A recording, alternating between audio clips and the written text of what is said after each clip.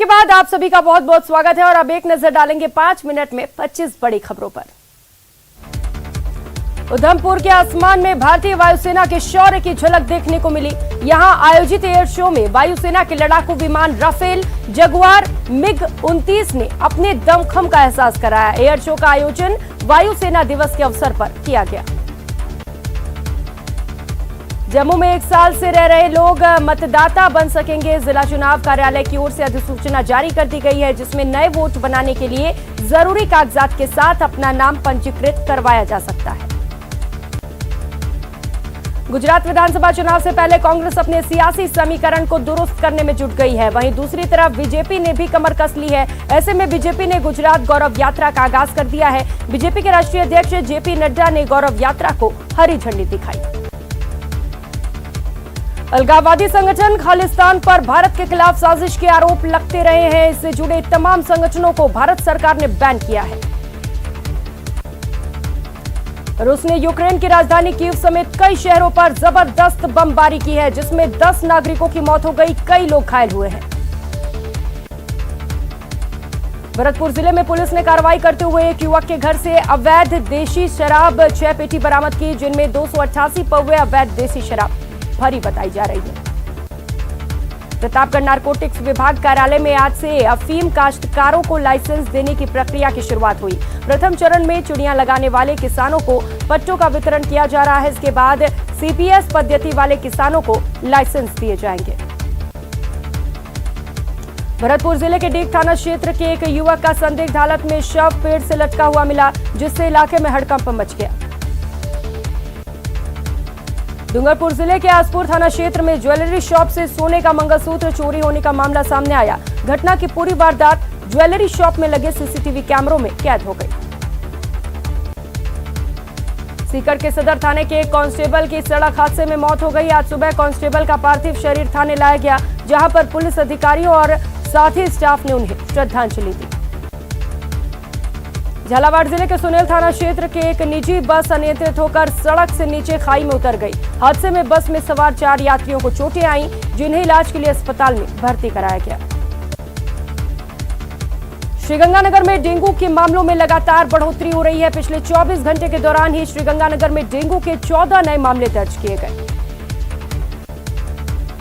उदयपुर जिले के कुराबड़ थाना क्षेत्र में बदमाशों ने जमकर धमाल मचाया। बदमाशों ने धावा बोलते हुए एक आश्रम को निशाना बनाया। साथ ही आश्रम में 2 साधुओं के साथ एक ग्रामीण को बेरहमी से पीटा और नकदी और अन्य सामान लेकर फरार हो गए। नागौर जिले के मेड़ता सिटी शहर में एक दुकानदार को धमकी भरा पत्र मिला, जिसमें उसे जान से मारने की धमकी मिली। धमकी भरा पत्र मिलने के बाद पुलिस ने मुकदमा दर्ज कर लिया है। वहीं ये पत्र अब सोशल मीडिया पर वायरल हो रहा है। अजमेर में north western railway employees union के बैनर तले कर्मचारियों ने स्टेशन के बाहर भूख हड़ताल शुरू किया और अपनी मांगों को लेकर केंद्र सरकार के खिलाफ नारेबाजी की।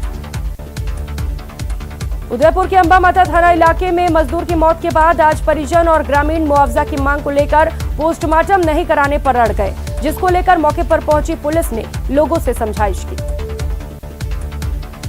कोटा के सबसे बड़े एमबीएस अस्पताल में आज ठेकाकर्मियों ने कार्य बहिष्कार कर दिया। ठेकाकर्मियों के कार्य बहिष्कार से अस्पताल की चिकित्सा व्यवस्था चरमरा गई, जिसके चलते अस्पताल में मरीजों और उनके परिजनों की लंबी लंबी कतारें देखी गई। जोधपुर के लूनी कस्बे में पेयजल समस्या को लेकर सरपंच प्रतिनिधि ने ग्रामीणों के साथ विरोध जताया। वहीं अधिकारियों ने समस्या समाधान के लिए 24 घंटे का समय मांगा है। झुंझुनू के सुल्ताना कस्बे में पानी की मांग को लेकर आक्रोशित ग्रामीणों ने बाईपास सड़क पर जाम लगा दिया। महिलाओं का कहना है कि बीते 8 महीने से लोग पानी की समस्याओं से जूझ रहे हैं। उन्हें पानी के लिए 1 किलोमीटर दूर जाना पड़ता है। कैबिनेट मंत्री विश्वेंद्र सिंह ने आज भरतपुर संभागीय आयुक्त कार्यालय में जनसुनवाई की और लोगों की परेशानियों को सुना। मंत्री की जनसुनवाई में जलभराव के साथ सड़क, पानी, बिजली की समस्याएं भी आई। जयपुर को दूसरे सबसे बड़े पार्क सिटी पार्क की सौगात मिल रही है। मुख्यमंत्री अशोक गहलोत 16 अक्टूबर को शहर वासियों को सिटी पार्क की सौगात देंगे। ये पार्क देश के चुनिंदा आकर्षित पार्कों में से एक होगा। अजमेर सेंट्रल जेल में बंद कैदियों की ओर से निर्मित विभिन्न उत्पादों की प्रदर्शनी आज कलेक्ट्रेट परिसर में लगाई गई। प्रदर्शनी को देखने संभागीय आयुक्त, कलेक्टर, एसपी भी पहुंचे और उत्पादों की तारीफ की। डूंगरपुर जिले के लोगों को जल्द ही बड़ी राहत मिलने वाली है। डूंगरपुर से उदयपुर ब्रांच गेज के CRS के बाद अब 3 नई ट्रेन शुरू होने को हरी झंडी मिल गई। इन ट्रेन के 19 अक्टूबर से शुरू होने की संभावना है। बांसवाड़ा जिले के 2 दिवसीय दौरे पर राजस्थान के राज्यपाल कलराज मिश्र ने आज मां त्रिपुरा सुंदरी मंदिर पहुंचकर मां के दरबार में धोख लगाई। इस दौरान राज्यपाल ने पूजा अर्चना कर मां से आशीर्वाद लिया। कल करवा चौथ है, इसको लेकर धौलपुर शहर सहित जिले भर के ब्यूटी पार्लर में महिलाओं की पिछले कई दिन से भीड़ है। वहीं बाजार में भी बुधवार को महिलाओं की खरीदारी के लिए भीड़ उमड़ी रही। और रुक कर लेते हैं इस बीच आ रही बड़ी खबर का। सिरोही के आबू रोड से इस वक्त की बड़ी खबर मिल रही है, जहां पर पुलिस ने बड़ी कार्रवाई को अंजाम दिया है। राजस्थान गुजरात सीमा पर नाकेबंदी के दौरान नकदी पकड़ी गई है। 2 कार से भारी मात्रा में नकदी बरामद की गई है। कार सवार 4 लोगों को पुलिस ने हिरासत में ले लिया है। और आपको बता दें, नोट गिनने की मशीन भी पाई गई है, जिसे थाने में लाया गया है। 1 करोड़ से अधिक बताया जा रहा है कि ये नकदी हो सकती है। सिरोही के शिवगंज से अहमदाबाद पैसों का ये खेप लेकर जाया जा रहा था। इसी दौरान पुलिस ने कार्रवाई करते हुए नाकेबंदी के दौरान इस नकद को बरामद कर लिया है। थानाधिकारी हरचंद देवासी के नेतृत्व में इस बड़ी कार्रवाई को अंजाम दिया गया। सीओ योगेश शर्मा की देखरेख में थाने में नोटों की गिनती लगातार जारी है। प्रतीक सहयोगी हमारे साथ जुड़ चुके हैं। प्रतीक, कितनी संख्या में ये नोट है, कुछ पता चला है आंकड़ों का भी? जी प्रियंका, बिल्कुल बताना चाहूंगा कि ये जो मामला जो है सिरोही के आबू रोड इको थाना क्षेत्र का मामला है। यहाँ पर जो सुबह से पुलिस को जानकारी मिली थी कि यहाँ पर जो सिगवंज जो है सिरोही तहसील का हिस्सा है, सिगवंज से अहमदाबाद की ओर जो हवाला का पैसा जो है लेके जा रहा था, जिसको लेकर जो पुलिस ने दबिश दी। 4 लोगों को पकड़ा है और जो 4 लोग भी है जो सिगवंज के आसपास के गाँव के बताए जा रहे हैं। सबसे बड़ी बात यह है कि ये मात्रा जो है पुलिस के अनुसार 1 करोड़ से भी ज्यादा बताई जा रही है, जिसके कारण जो पुलिस ने नोट गिनने की मशीन जो है मौके पर जो लाई गई और नोट लगातार जो है गिनने का दौर जारी है। अभी तक हालांकि पुलिस इसकी रकम जो आंकी नहीं गई है, लेकिन 1 करोड़ से ज्यादा जो है अधिक ये नकदी बताई जा रही है। प्रियंका जी, बिल्कुल प्रतीक, बहुत बड़ी रकम है। और सवाल अब ये है कि ये नोट कहां से आया है, कहां जा रहा था, क्यों जा रहा था, ये तमाम अहम सवाल है। धीरे धीरे इन सभी सवालों से पर्दा उठेंगे। बहुत शुक्रिया आपका इन तमाम जानकारियों के लिए। और एक और बड़ी खबर का रुख कर लेते हैं। उदयपुर से बड़ी खबर है, चोर गिरोह का पर्दाफाश हुआ है। दोपहिया वाहन चोर गिरोह का पर्दाफाश किया गया है। टीडी थाना पुलिस ने इस कार्रवाई को अंजाम दिया है। चोरी की 7 मोटरसाइकिल भी बरामद की गई है। टीडी जावर माइंस और गोवर्धन विलास सर्किल से इन मोटरसाइकिल को चोरी किया गया था। तो आपको बता दें, मामले में 2 आरोपियों को भी गिरफ्तार किया गया है।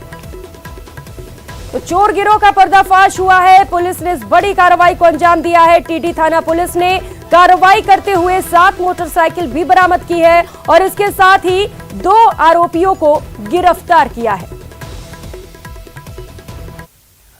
और चलिए अब बात कर लेते हैं रफ्तार के कहर की। आपको अलग अलग टीवी स्क्रीन पर तस्वीरें भी दिखाएंगे, किस तरीके से प्रदेश भर में रफ्तार का कहर देखने को मिला है। इस कहर की 2 तस्वीरें आप देख पा रहे हैं। ये तस्वीर है टोंक और कोटा की। इन दोनों हादसों में 5 लोगों को अपनी जान गंवानी पड़ी।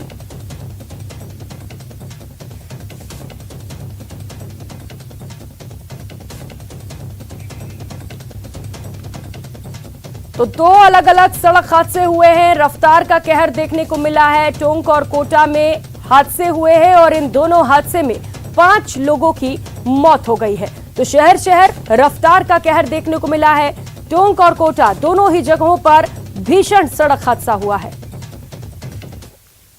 और चलिए सबसे पहले बात कर लेते हैं टोंक की, जहां पर भीषण सड़क हादसा देखने को मिला। बस ने बाइक को टक्कर मारी। हादसे में 3 लोगों की मौत हो गई है। ये सभी बाइक पर सवार होकर जा रहे थे। इसी दौरान एक बस ने इन सभी को टक्कर मार दी और इस हादसे में 3 लोगों की मौत हो गई है। जयपुर कोटा हाईवे की यह घटना है। शवों को फिलहाल अस्पताल की मोर्चरी में रखवाया गया है।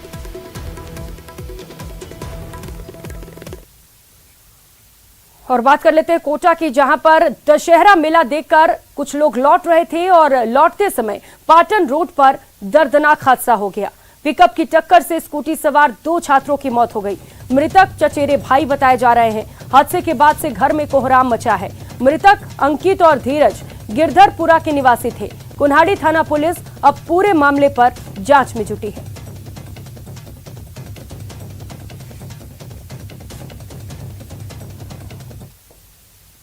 और अब बात बीकानेर की, जहां के पीबीएम अस्पताल के ट्रॉमा सेंटर में आईसीयू में लगे ऑक्सीजन सिलेंडर में लीकेज होने से अफरा तफरी मच गई। आईसीयू के पास गैलरी में बैठे मरीजों के परिजन घटना के बाद दौड़कर अस्पताल से बाहर आ गए। जानकारी के अनुसार मंगलवार रात को ट्रॉमा सेंटर में ऊपर बने आईसीयू में एक मरीज को सीटी स्कैन के लिए शिफ्ट किया गया। तभी ऑक्सीजन सिलेंडर से गैस लीकेज होने लगी। तेजी से गैस लीक होने के कारण सिलेंडर की नोजल पाइप फट गई। इस दौरान मौके पर मौजूद एक कर्मचारी ने सिलेंडर को बाहर खुले मैदान में फेंक दिया। 4 नंबर आईसीयू बेड के अंदर मेरी दादी जी भर्ती है, तो 2 नंबर बेड पे मरीज को सीटी स्कैन कराने के लिए नीचे ला रहे थे ट्रॉली के माध्यम से।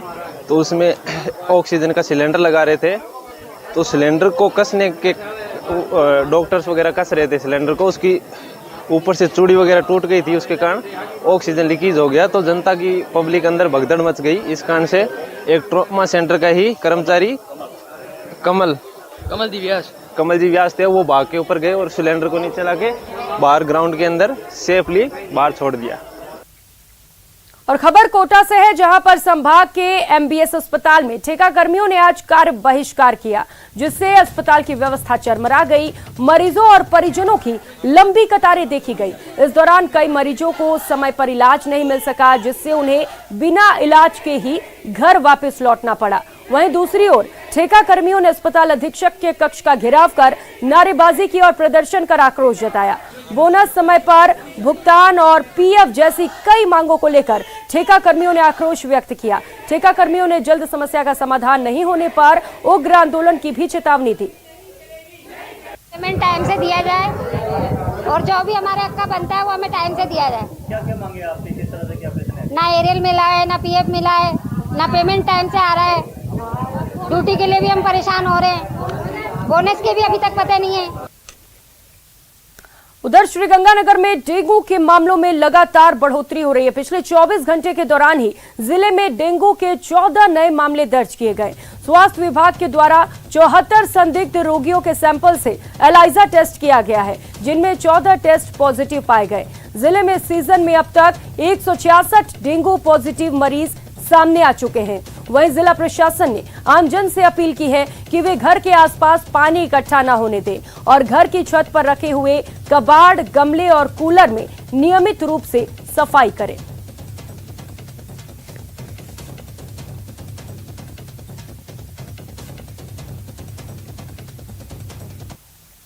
वहीं जोधपुर के लूनी कस्बे में पेयजल समस्या को लेकर सरपंच प्रतिनिधि ने ग्रामीणों के साथ विरोध किया। इसके बाद पीएचईडी विभाग के अधिकारियों ने 24 घंटे में समस्या के समाधान का आश्वासन दिया। जानकारी के अनुसार 1 महीने से कस्बे में पेयजल की समस्या है। लूनी कस्बे में 1 माह से पेयजल समस्या का संकट छाया हुआ है, जिसका समाधान करने के लिए पीएचईडी विभाग कई दिनों से काम कर रहा है, लेकिन फिर भी समस्या का समाधान नहीं हुआ। ऐसे में लोगों में गुस्सा है।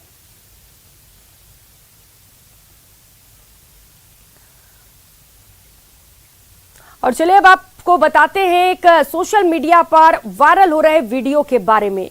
वायरल वीडियो में सिरोही सांसद देवजी पटेल का 4 साल पुराना चुनावी वादा है, जिसमें वो भरोसा दिला रहे हैं कि आदर्श घोटाले में फंसे लोगों के पैसे वापस दिलाए जाएंगे। एक बार फिर वीडियो वायरल हो रहा है और वायरल वीडियो राजनीतिक चर्चा का विषय बना हुआ है। हमारे पैसे पूरे हुए, देवजी पटेल उनको एक वचन देता है, नरेंद्र मोदी की सरकार ब्याज समेत उनका पैसा उनको दिलवाएगी, ये हम वादा कर रहे हैं। कांग्रेस की दोनों सरकारें थी, आदर्श में जिसके भी पैसे, जो भी ग्राहक बोल रहे हमारे पैसे पूरे हुए, देवजी पटेल उनको एक वचन देता है, नरेंद्र मोदी की सरकार ब्याज समेत उनका पैसा उनको दिलवाएगी, ये हम वादा कर रहे हैं। और खबरों में आगे बढ़ेंगे। राज्यसभा सांसद डॉक्टर किरोड़ी लाल मीणा सवाई माधोपुर पहुंचे, जहां उनके समर्थकों ने उनका स्वागत किया।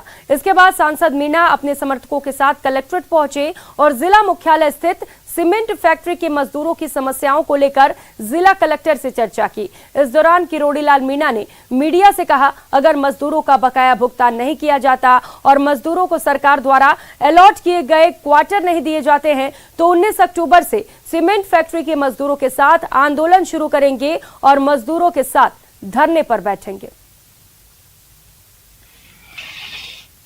सीमेंट फैक्ट्री का दरअसल में जो मजदूर हैं उनका करीबन 133 करोड़ रुपए की मजदूरी का बकाया है और ये प्रकरण सुप्रीम कोर्ट में गया। सुप्रीम कोर्ट ने निर्देश दिए कि जब तक मजदूरों का भुगतान नहीं हो जाता तब तक सीमेंट फैक्ट्री सवाई माधोपुर, जिसको जयपुर उद्योग लिमिटेड कहते हैं, उसकी 1 इंच ज़मीन भी नहीं बेच सकते। मजदूरों का भुगतान नहीं हुआ। मजदूरों को जो क्वार्टर सरकार ने अलॉट किए थे उन क्वार्टरों को भी स्थगन जो कंपनी है कमल मुरारका की उसने ले लिया था। और रुक कर लेते हैं इस बीच और एक और बड़ी खबर का आमेर से। ये बड़ी खबर है जहां पर सूखे कुएं में लापता व्यक्ति का शव मिला है। शव मिलने से इलाके में सनसनी फैल गई है। सूचना पर पुलिस भी मौके पर पहुंची है। सिविल डिफेंस की टीम भी बताया जा रहा है इस वक्त मौके पर ही मौजूद है। शव को कुएं से बाहर निकाला जा रहा है। ठंड गांव का ये पूरा मामला है। तो वही राजधानी जयपुर के एक और बड़े पार्क की सौगात मिलने वाली है। सेंट्रल पार्क के बाद अब सिटी पार्क तैयार हो चुका है। 16 अक्टूबर को इसका उद्घाटन मुख्यमंत्री अशोक गहलोत करेंगे। लंदन के हाइट पार्क और न्यूयॉर्क के सेंट्रल पार्क की तर्ज पर इस पार्क को तैयार किया गया है। इसमें open air theatre, outdoor gym, ring fountain, musical fountain जैसी तमाम सुविधाएं उपलब्ध है।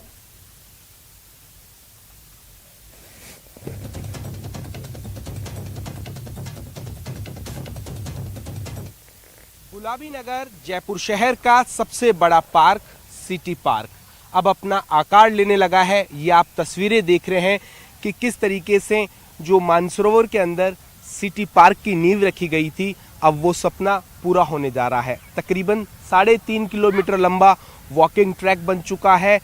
20,000 से ज़्यादा यहाँ पर देसी विदेशी प्लांट्स लगाए गए हैं। और ख़ास बात यह है इस प्रोजेक्ट की कि इसके अंदर जो प्लांट्स हैं वो अपने आप में काफ़ी आकर्षित कर देने वाले हैं। जो यहाँ पर मॉन्यूमेंट्स रखे गए हैं, आप यहाँ पर देख रहे हैं, ये मॉन्यूमेंट्स अपने आप में काफ़ी आकर्षण का केंद्र है। यहाँ पर आने वाले हर एक पर्यटक को, हर एक घूमने वाले यहाँ पर जो व्यक्ति को अपनी ओर आकर्षित करेंगे।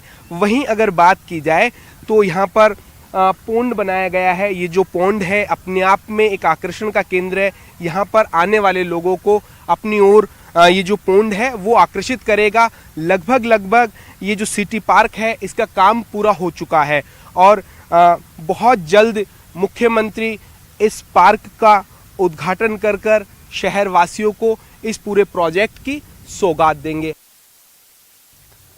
और खबरों में आगे बढ़ेंगे। श्रीगंगानगर के नवनिर्मित मेडिकल कॉलेज का लोकार्पण 14 अक्टूबर को प्रधानमंत्री नरेंद्र मोदी और मुख्यमंत्री अशोक गहलोत के द्वारा वर्चुअली किया जाएगा। लोकार्पण के बाद अगले महीने नीट काउंसलिंग के बाद एमबीबीएस प्रथम वर्ष की कक्षाएं शुरू होने की संभावना जताई जा रही है। वर्चुअल लोकार्पण के कार्यक्रम की तैयारियों में स्थानीय प्रशासन जुटा हुआ है। वहीं जिले के प्रभारी मंत्री गोविंद राम मेघवाल, सांसद निहाल चंद मेघवाल सहित अन्य जनप्रतिनिधि और आमजन भी वर्चुअल लोकार्पण कार्यक्रम में मौजूद रहेंगे। तैयारियों को लेकर स्थानीय विधायक ने स्थानीय प्रशासनिक और चिकित्सा विभाग के अधिकारियों के साथ मेडिकल कॉलेज का भी निरीक्षण किया है। कॉलेज जो गंगानगर में बनने जा रहा है, जो बन गया, नेक्स्ट मंथ क्लासें भी शुरू होने की उम्मीद है। ये आने वाले समय में गंगानगर के विकास में एक मील का पत्थर साबित होगा। न केवल इससे लोगों को सुविधाएं मिलेगी, बीमार आदमी को बाहर नहीं जाना पड़ेगा, आसपास के 100 किलोमीटर तक के लोगों को यहाँ इलाज की सुविधा मिलेगी और रोज़गार बढ़ेगा। इससे डेवलपमेंट होगा, रोज़गार बढ़ेगा, होटल व्यवसाय बढ़ेगा, टैक्सी व्यवसाय बढ़ेगा। इस बुलेटिन में फिलहाल इतना ही। आगे देखिए खबर दोपहर मेरे साथ। नमस्कार।